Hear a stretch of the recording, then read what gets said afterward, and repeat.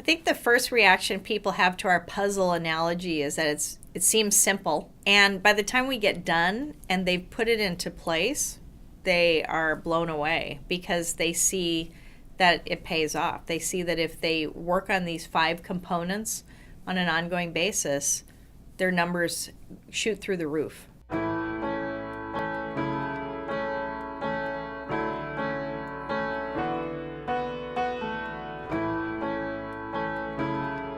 When it comes to prospecting, I like to think of an analogy of a puzzle in terms of all of the components, making a whole effort toward growing business.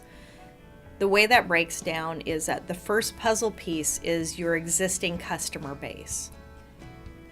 It's much easier to sell more products and services to your existing customer base than it is to go find new business. Are you checking back in with your customers? Are you offering new products and services? Have you even asked them what products and services they might want that you can incorporate? The second one would be outbound prospecting.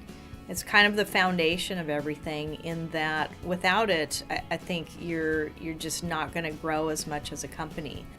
The third piece is inbound, and that's to have some sort of effort where people that come to find you online can learn more about you and take some kind of action. The fourth puzzle piece is building referral partnerships. And I find that this is an area people do poorly.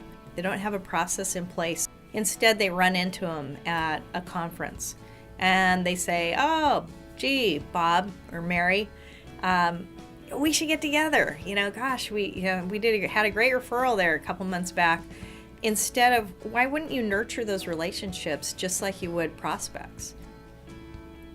The last piece to that puzzle is the whole method that you nurture and that you build and follow up with people on. Because if you don't have a good plan to do that, it doesn't matter how much you prospect and how many inbound leads come in. If you don't take care of them and nurture those relationships over time, you're not going to have future business. You could think of it like a checklist. And so for each of the puzzle pieces, we'll have a list of about 10 items. The thing that's beyond the puzzle is how you do all those things.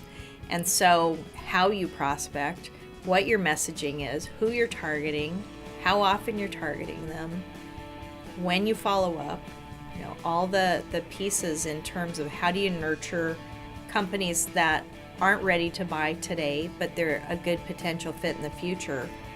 This is a great growth strategy for a number of companies.